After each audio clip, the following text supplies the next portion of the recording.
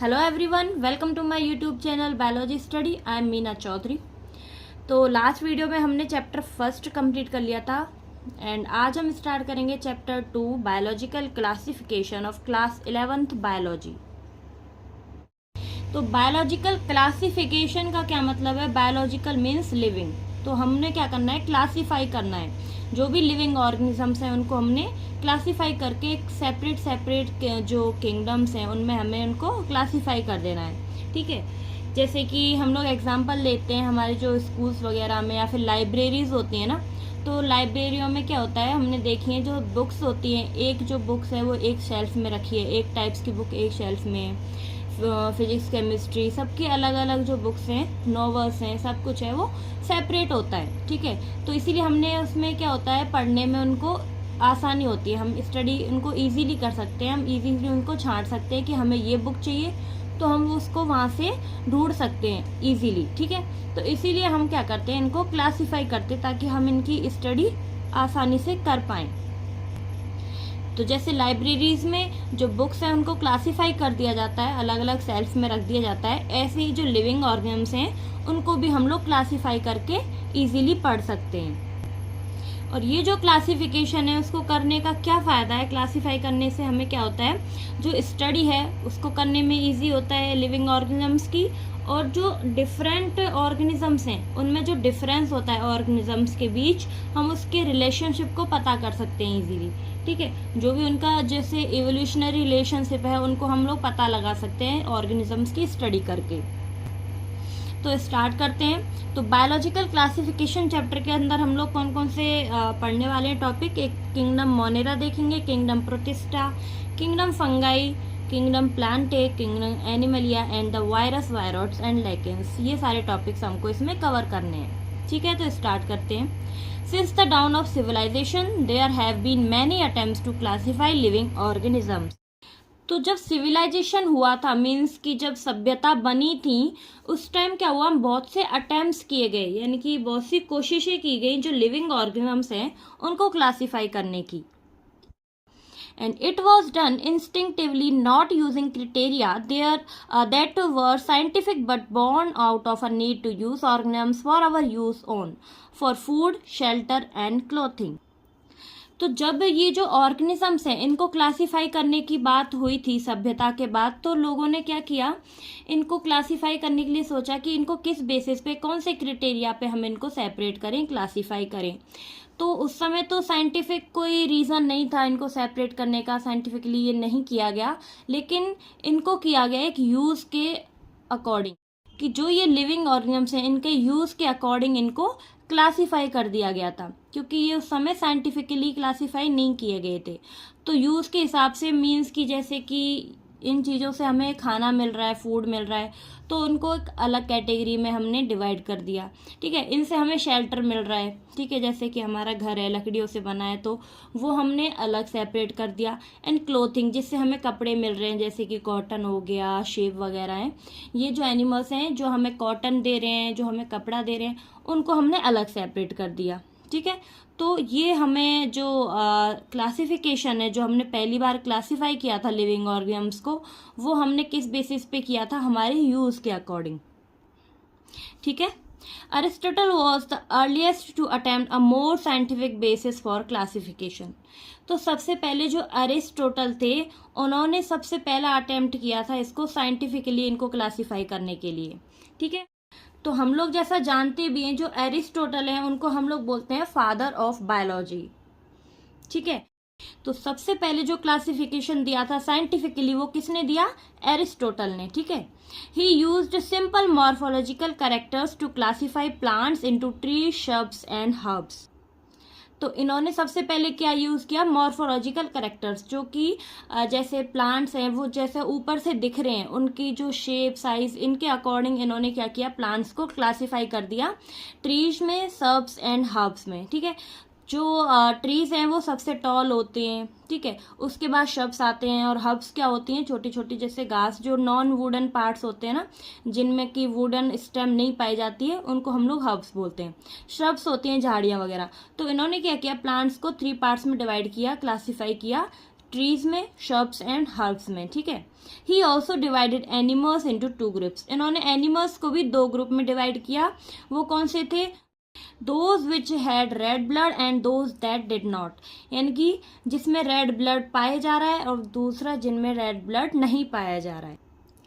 तो जिनमें red blood पाया जा रहा है उनको हम लोग बोलते हैं एनीमा, ठीक है, ENEMA, एनीमा।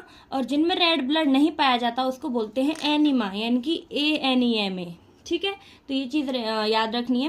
तो एनीमा जो होते हैं ENEMA वो होते हैं वर्टिब्रेट्स, यानी कि वर्टिब्रेट्स को अलग रखा गया। एंड जिसमें रेड ब्लड नहीं है उनको हम लोग एनीमा बोलते हैं, यानी कि ANIMA, जिनको हम लोग बोलते हैं इनवर्टिब्रेट्स, ठीक है। तो इन्होंने एनिमल्स को भी 2 ग्रुप्स में डिवाइड कर दिया। In Linnaeus' time, a two-kingdom system of classification with Plantae and Animalia kingdom was developed that included all plants and animals respectively. उसके बाद साइंटिफिक क्लासिफिकेशन के लिए सेकंड जो साइंटिस्ट आए वो थे लीनियस। इन्होंने 2 किंगडम सिस्टम दिया था, यानी कि 2 किंगडम क्लासिफिकेशन सिस्टम दिया था लीनियस साहब ने, ठीक है। एंड इन्होंने सभी जो लिविंग ऑर्गेनिजम्स हैं उनको 2 टाइप्स में डिवाइड कर दिया, एक प्लांटे में, एक एनिमलिया में, ठीक है। यानी कि 2 किंगडम क्लासिफिकेशन किन्होंने दिया था? लीनियस ने। Plantae, kingdom Animalia and kingdom Plantae, okay.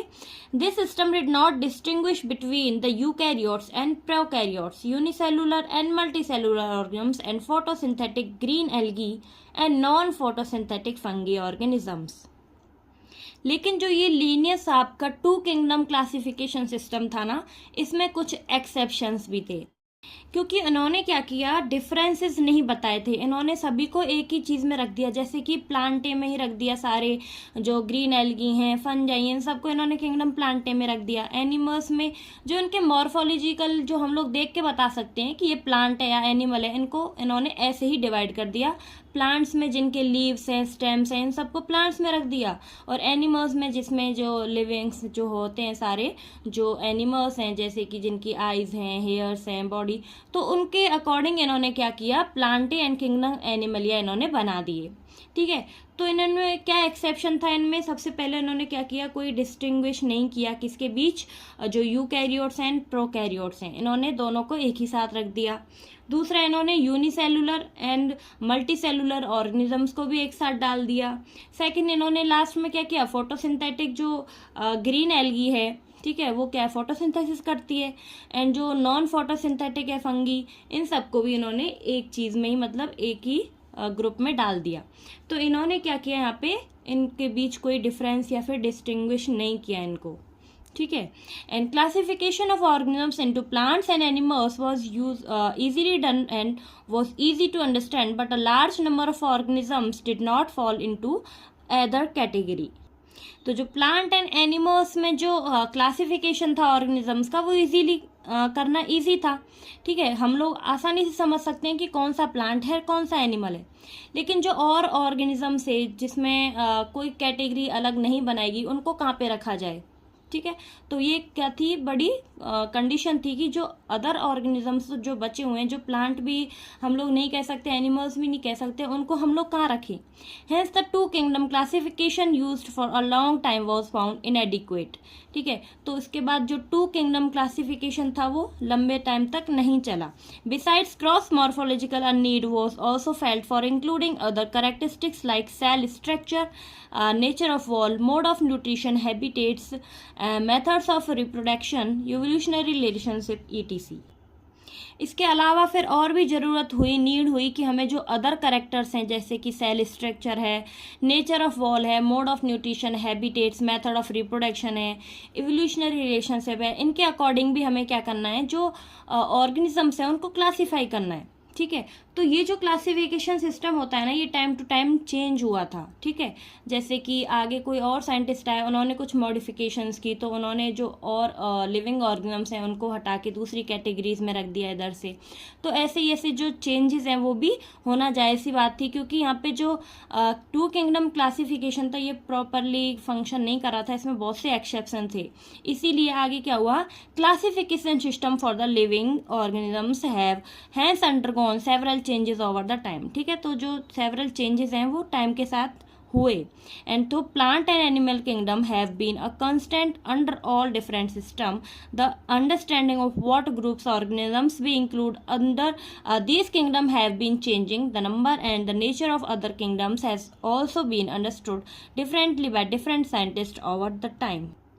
तो फिर टाइम के साथ साथ क्या हुआ, जो एक किंगडम्स थे उनमें भी जो नंबर है वो भी बढ़ने लगे। ठीक है, जैसे ही टाइम चेंज हुआ, साइंटिस्ट चेंज हुए, तो इन्होंने क्या किया, जो एक क्लासिफिकेशन सिस्टम था इसको भी टाइम टू टाइम चेंज किया। ठीक है, जैसे समझ के अकॉर्डिंग कि जो साइंटिस्ट थी उनकी अंडरस्टैंडिंग बढ़ी, उनकी नॉलेज बढ़ी, तो उसके अकॉर्डिंग जो क्लासिफिकेशन सिस्टम था वो भी चेंज हुआ और उनके नंबर्स भी बढ़े। जैसे 2 किंगडम क्लासिफिकेशन के बाद आया 3 kingdom classification, then 4 kingdom classification, then 5 kingdom classification, 6 kingdom classification. ऐसे जो ये क्लासिफिकेशन था वो टाइम टू टाइम चेंज होता गया। ठीक है, तो अब जो ये टेबल है उसको देखने से पहले हम लोग पढ़ेंगे 3 kingdom, 4 kingdom and 5 kingdom classification. ठीक है, क्योंकि ये जो टेबल 2.1 है इसमें क्या दिया हुआ है, 5 किंगडम क्लासिफिकेशन के कैरेक्टरिस्टिक्स दिए हुए हैं। ठीक है, तो उससे पहले हम देखते हैं जो 2 किंगडम क्लासिफिकेशन सिस्टम था वो किसने दिया था, लीनियस साहब ने। ठीक है, इन्होंने जो लिविंग ऑर्गेनिजम्स हैं उनको 2 पार्ट्स में डिवाइड किया था, 2 किंगडम में डिवाइड किया था, प्लांटे एंड एनिमलिया। उसके बाद आया था 3 किंगडम क्लासिफिकेशन, जो किसने दिया था, बाय अर्नेस्ट हैकल ने। ठीक है, इन्होंने क्या किया था, 3 किंगडम क्लासिफिकेशन दिया, जिसमें पहला किंगडम क्या था, प्लांटे, सेकंड एनिमलिया, उसमें एक एड ऑन हो गया था प्रोटिस्टा। ठीक है, क्योंकि जो ऑर्गेनिजम्स जो ना कि प्लांट में आ रहे हैं ना एनिमल में आ रहे हैं, उनको किस में रख दिया, प्रोटिस्टा किंगडम में रख दिया, जो कि क्या होता है, यूनिसेलुलर ऑर्गेनिजम्स का होता है। ठीक है, उसके बाद आया था 4 किंगडम क्लासिफिकेशन। 4 किंगडम क्लासिफिकेशन में सबसे पहले क्या था, एनिमलिया, प्लांटिया, उसके बाद प्रोटिस्टा, ये तो हमने देख लिया। उसके बाद इसमें ऐड हो गया था मोनेरा। ठीक है, मोनेरा किंगडम। इसके बाद दिया था आर.एच. विटकर ने 5 किंगडम क्लासिफिकेशन, जो कि आज भी चल रहा है। ठीक है, जिसमें कौन कौन से किंगडम है, kingdom Plantae, Animalia, Protista, Monera and Fungi. ठीक है, तो अब हम देखते हैं table 2.1 characteristic of the 5 kingdom classification. तो सबसे पहला कैरेक्टर क्या है, सेल टाइप, सेकंड कैरेक्टर है सेल वॉल, देन है nuclear membrane, then body organisation and last क्या है, मोड ऑफ न्यूट्रिशन। तो इन कैरेक्टर्स के बेसिस पे जो ये ऑर्गेनिजम्स हैं इनको 5 किंगडम में डिवाइड किया। सबसे पहले Monera, then Protista, Fungi, Plantae and Animalia. तो ये जो मोनेरा ग्रुप है इसमें क्या कौन से ऑर्गेनिजम्स पाए जाते हैं, unicellular organisms. Unicellular prokaryotes means कि ऐसे ऑर्गेनिजम्स जिनमें सिर्फ सिंगल सेल पाई जाती है। ठीक है, इसको हम लोग यूनिसेलुलर बोलते हैं। और प्रोकैरियोट्स क्या होते हैं, ऐसे ऑर्गेनिजम्स जिनमें क्या होती है, जो न्यूक्लियर मेम्ब्रेन है ना वो नहीं पाई जाती। जैसे कि ये एक सेल है, ठीक है, ये सेल है, ये सेल का साइटोप्लाज्म है। ठीक है, साइटोप्लाज्म में बीच में क्या है, यहाँ पे डीएनए जो भी जेनेटिक मटेरियल है वो प्रेजेंट है। तो जो प्रोकैरियोट्स होते हैं ना उनमें क्या होता है, यहाँ पे जो डीएनए एंड साइटोप्लाज्म है इनके बीच में न्यूक्लियर मेम्ब्रेन एब्सेंट होती है, तो वो होते हैं प्रोकैरियोट्स। एंड यूकैरियोट्स में क्या होगा, जो न्यूक्लियर मेम्ब्रेन है वो प्रेजेंट होती है। तो इन दोनों को, जो न्यूक्लियस है और जो साइटोप्लाज्म है, इन दोनों को डिवाइड करती है, वो कौन सी है, न्यूक्लियर मेम्ब्रेन। लेकिन प्रोकैरियोट्स में कोई न्यूक्लियर मेम्ब्रेन प्रेजेंट नहीं होती, इसीलिए जो न्यूक्लियस है इसको हम लोग जो प्रोकैरियोट्स में हम इनको बोलते हैं न्यूक्लियोइड। ठीक है, ठीक है, तो ये क्या जो मोनेरा है वो क्या है, यूनिसेलुलर प्रोकैरियोट है। ठीक है, तो इसकी सेल टाइप क्या होगी, प्रोकैरियोटिक। इसकी सेल वॉल कैसी होती है, नॉन सेलुलोजिक। ठीक है, जो कि किसकी बनी होती है, पॉलीसैकेराइड्स प्लस अमीनो एसिड्स की। जो न्यूक्लियर मेम्ब्रेन है वो तो एब्सेंट है। ठीक है, क्योंकि वो सेल जो साइटोप्लाज्म एंड जो न्यूक्लियस है उसके बीच कोई भी मेम्ब्रेन नहीं प्रेजेंट है, तो ये न्यूक्लियर मेम्ब्रेन एब्सेंट है इसमें। बॉडी ऑर्गेनाइजेशन कैसा है, सेलुलर, क्योंकि सिंगल सेल है तो सेल से बनी है तो सेलुलर है। उसके बाद मोड ऑफ न्यूट्रिशन क्या है इसमें, ऑटोट्रॉफिक, यानी कि ये जो अपना खाना है वो खुद बना लेते हैं। वो कैसे, कीमोसिंथेटिक से, यानी कि जो केमिकल रिएक्शंस होती है ना ये उनसे अपना खाना बना लेते हैं। देन फोटोसिंथेटिक, यानी कि लाइट से अपना खाना बनाते हैं। एंड हेट्रोट्रॉपिक, जो कि सैप्रोफाइट्स होते हैं, वो हेट्रोट्रॉपिक्स होते हैं जो कि अपने जो खाना है उसके लिए दूसरे ऑर्गेनिजम्स पे डिपेंड है। तो जो सेप्रोफाइट्स हैं वो क्या होते हैं, जो डेड एंड डिके मैटर होता है ना, उससे अपना खाना लेते हैं, उनको हम लोग बोलते हैं सेप्रोफाइट्स। ठीक है, तो ये उनका न्यूट्रिशन हो गया कि मोड ऑफ न्यूट्रिशन क्या है, अपना खाना कहाँ से ले रहे हैं। सेकंड क्या है, प्रोटिस्टा। तो प्रोटिस्टा क्या है, यहाँ पे यूकैरियोटिक है। ठीक है, तो यहाँ पे जो प्रोकैरियोटिक है ना वो सिर्फ मोनेरा ग्रुप है। ठीक है, उसके बाद सारे जो ग्रुप हैं वो यूकैरियोटिक है। तो प्रोटिस्टा क्या है, यूकैरियोटिक, इसकी सेल टाइप है। इसकी सेल वॉल किससे बनी होती है, सेलुलोज की बनी होती है। एंड जो न्यूक्लियर मेम्ब्रेन है वो इसमें प्रेजेंट होती है, क्योंकि ये यूकैरियोट्स है। ठीक है, तो इसमें जो न्यूक्लियर मेम्ब्रेन है वो प्रेजेंट होती है। बॉडी ऑर्गेनाइजेशन कैसा होता है, सेलुलर। ठीक है, इसमें भी क्या होता है, ये सेल्स ही पाई जाती हैं। इसमें जो ग्रुप ऑफ सेल है वो मिलके टिश्यू बनाता है ना, वो इसमें नहीं बनता है। तो ये भी कैसा होता है, यूनिसेलुलर होते हैं। मोड ऑफ न्यूट्रिशन इसमें क्या होता है, ऑटोट्रॉफिक, यानी कि अपना लाइट से खाना बनाते हैं एंड जो अपना खाना है उसके ऊपर अदर ऑर्गेनिजम्स पे डिपेंड रहते हैं। ठीक है, उसके बाद आता है किंगडम फंगाई। तो फंगाई में क्या है, eukaryotic cell type. Cell wall कैसी है, काइटिन की बनी होती है, क्योंकि फंगाई में क्या होता है, सेल वॉल काइटिन से बनती है। न्यूक्लियर मेम्ब्रेन इसमें प्रेजेंट होती है क्योंकि यूकैरियोट्स है। बॉडी ऑर्गेनाइजेशन कैसा होता है, multi cellular and loose tissue. तो हम लोग ये जो लूज टिश्यू है वो क्यों बोल रहे हैं इसमें, क्योंकि क्या होता है, जो सेल्स हैं वो तो काफ़ी मतलब सेल्स, एक से ज़्यादा सेल्स प्रेजेंट हैं। ठीक है, अब ये जो सारी सेल्स है ना वो एक दूसरे से पूरी तरह अटैच नहीं है, मतलब जुड़ी नहीं है। तो ये लूजली जुड़ी हुई हैं, इसकी वजह से हम इनको लूज टिश्यू बोलते हैं। क्योंकि जो टिश्यू होता है वो हम क्या बोलते हैं, उसको ग्रुप ऑफ सेल्स को हम लोग टिश्यू बोलते हैं। ठीक है, तो यहाँ पे जो सेल्स है वो एक दूसरे से जुड़ी नहीं है ठीक से, यानी कि जो अच्छे से बनी नहीं है, तो इसीलिए जो टिश्यू है वो सही से नहीं बना है, तो इसलिए लूजली है ये। उसके बाद मोड ऑफ न्यूट्रिशन क्या है यहाँ पे, हेटरोट्रॉफिक, यानी कि इसमें ये सेप्रोफाइटिक ऑर्गेनिजम्स भी पाए जाते हैं एंड पैरासाइटिक भी पाए जाते हैं। ये सेप्रोफाइट्स तो आप जानते हो, जैसे डेड एंड डिके पे। और पैरासाइट्स क्या होते हैं, जो होस्ट की बॉडी पे डिपेंड होते हैं अपने खाने के लिए। ठीक है, उसके बाद आता है किंगडम प्लांटे। किंगडम प्लांटे में सेल टाइप क्या होगी, यूकैरियोटिक। सेल वॉल कैसी होगी, सेलुलोज की बनी हुई। न्यूक्लियर मेम्ब्रेन क्या है, प्रेजेंट है। बॉडी ऑर्गेनाइजेशन इसमें पाया जाता है tissue level of organisation and organ level of organisation. ठीक है, यानी कि ग्रुप ऑफ सेल से टिश्यू बनते हैं, ग्रुप ऑफ टिश्यू से ऑर्गन बनते हैं। उसके बाद मोड ऑफ न्यूट्रिशन क्या है इसमें, ऑटोट्रॉफिक, यानी कि फोटोसिंथेटिक, ये अपना खाना खुद बनाते हैं सनलाइट से। उसके बाद है किंगडम एनिमलिया, जिसमें सेल टाइप है यूकैरियोटिक। सेल वॉल कैसी है, इसमें एब्सेंट होती है।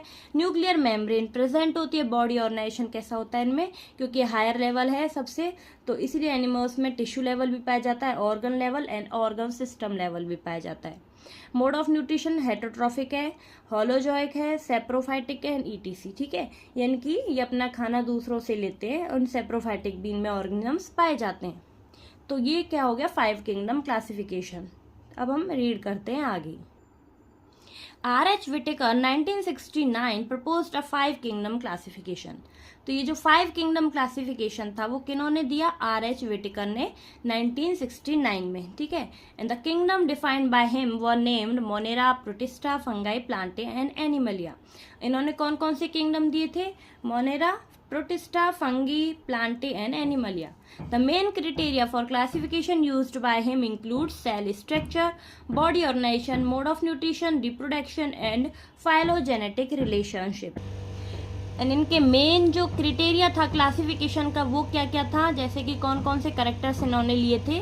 सबसे पहले जैसे हमने अभी देखा था ऊपर, सेल का स्ट्रक्चर, उसकी बॉडी ऑर्गेनाइजेशन, न्यूट्रिशन का कौन सा मोड होता है, रिप्रोडक्शन और उसका जो फाइलोजेनेटिक रिलेशनशिप है आपस में, वो जो कि हमने अभी टेबल पॉइंट 1 में देखा, 2.1 में। Gives a comparative account different characteristics of 5 kingdom. The 3 domain system has also been proposed that divides the kingdom Monera into 2 domains। उसके बाद जो 3 डोमेन सिस्टम था उसके अंदर क्या हुआ था, जो ये किंगडम मोनेरा है इनको भी इन्होंने 2 डोमेन्स में डिवाइड कर दिया था। Leaving the remaining eukaryotic kingdom in the 3rd domain and thereby 6 kingdom classification. You will learn about this system in detail at higher classes. तो जो आप हायर क्लासेस में देखोगे, बड़ी क्लासेस में पढ़ोगे कि जो ये 5 किंगडम क्लासिफिकेशन है, इसके बाद 6 किंगडम क्लासिफिकेशन भी आया था, जिसमें जो मोनेरा था इनको भी 2 डोमेन्स में डिवाइड किया था, Archie bacteria and you bacteria. ठीक है, तो 6 किंगडम क्लासिफिकेशन में कौन कौन से किंगडम थे? Plantae, Animalia, fungi, protista and Monera को हम लोग 2 में डिवाइड कर रहे हैं, आर्के बैक्टीरिया एंड यू बैक्टीरिया। तो ये क्या हो गया? 6 kingdom classification. Let us look at this 5 kingdom classification to understand the issues and concentration that influence the classification system. तो ये जो 5 किंगडम क्लासिफिकेशन था, इसको समझने के लिए, इसको इश्यूज को समझने के लिए, कंसिडर करने के लिए इस जो क्लासिफिकेशन सिस्टम था वो इन्फ्लुएंस हुआ था।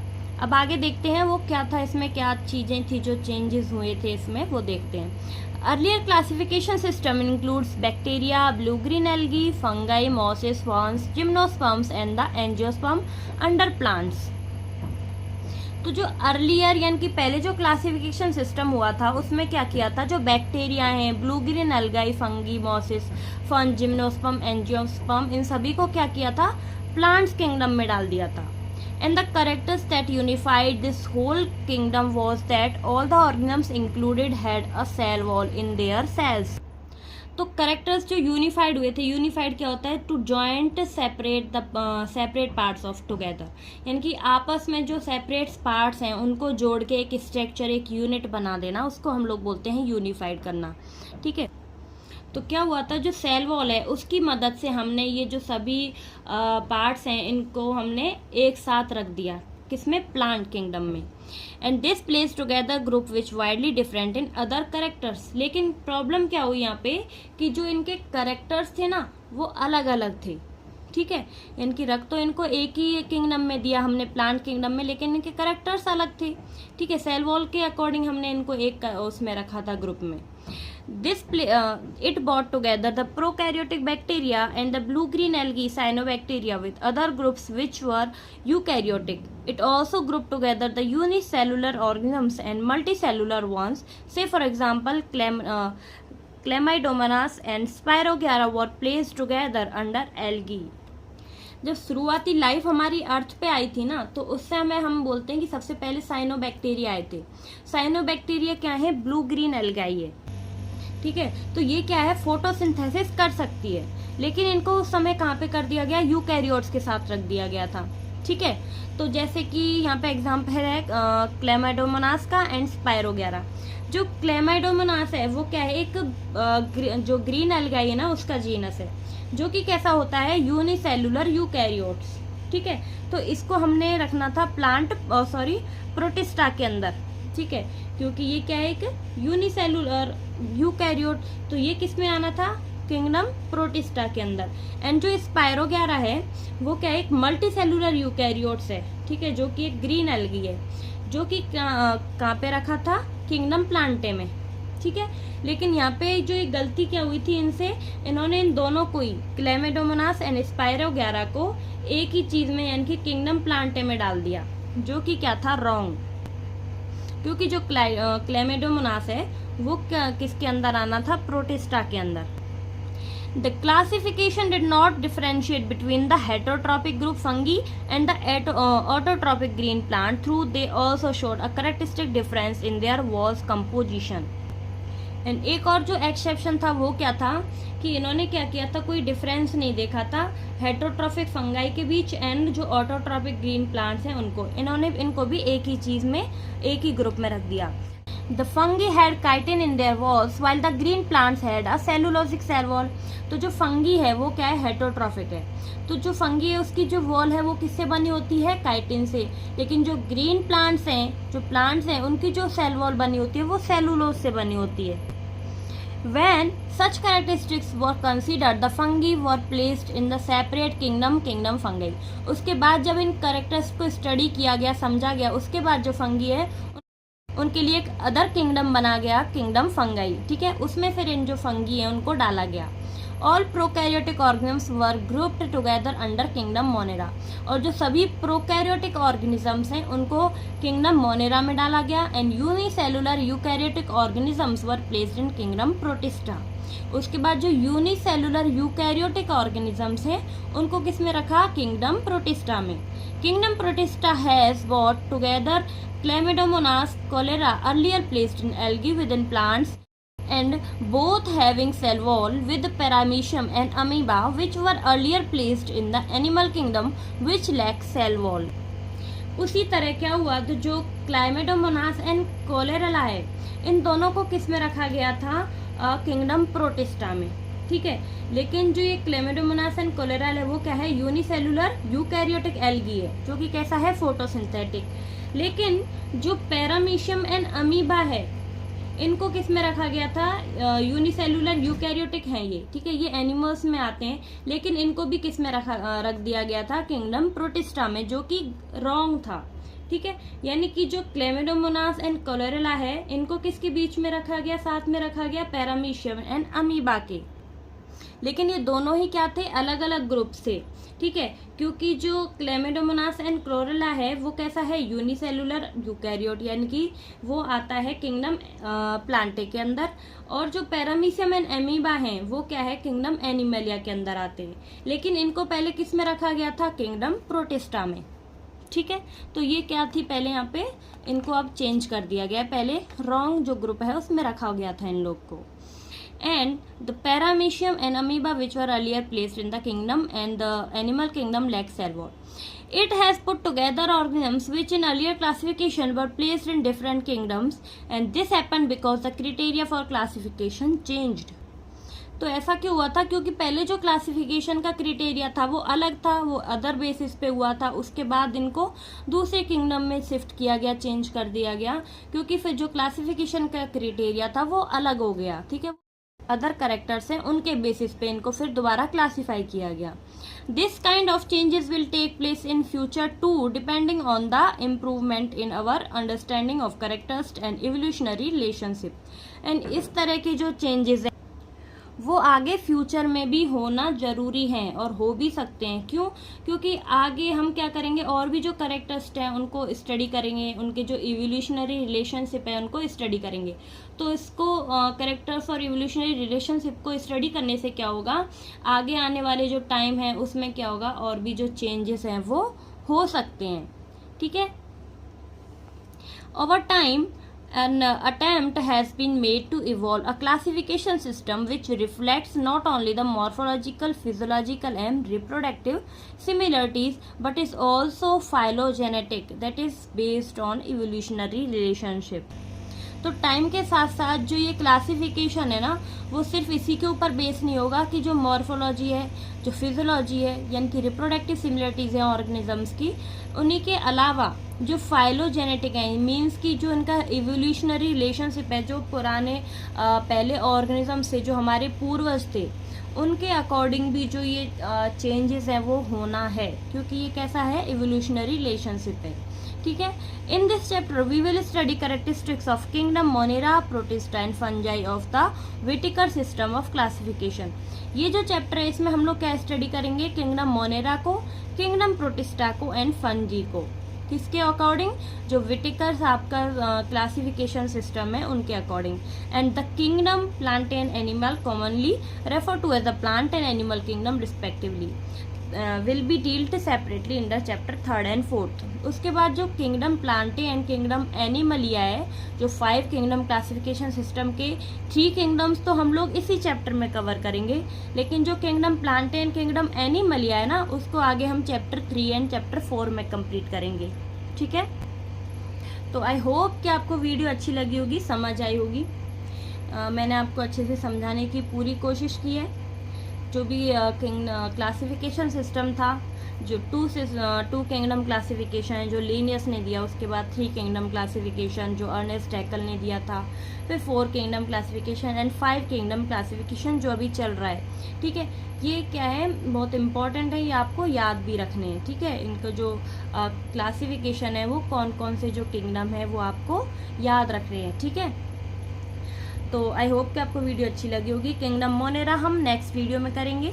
आज के लिए इतना ही, तो मिलते हैं नेक्स्ट वीडियो में। तब तक के लिए bye bye, take care, thank you.